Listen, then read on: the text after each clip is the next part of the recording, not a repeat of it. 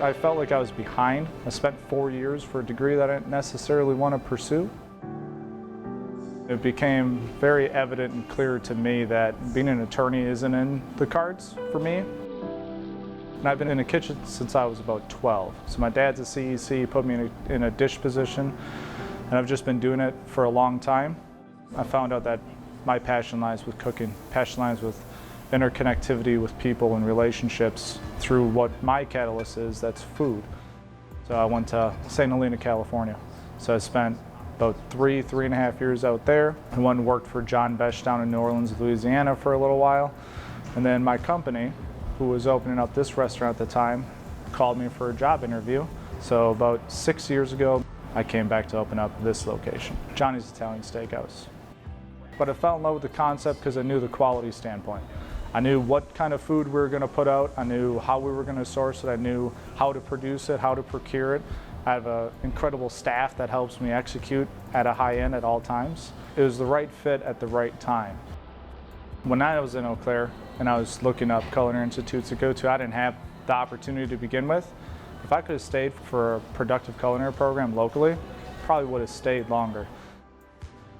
I had a few meetings regarding the program itself, right in the grant phase of things, and I think the big piece was curriculum and how to set up the kitchen.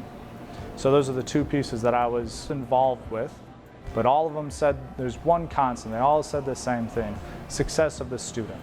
In the program's quality, I know the chefs that are over there too. I know how much effort went into even petitioning for the program. And when you talk about a culinary program, I think culture begins there and it grows from there. It's almost like the backbone to a community in my mind is the food and beverage involved. So was I eager for the program?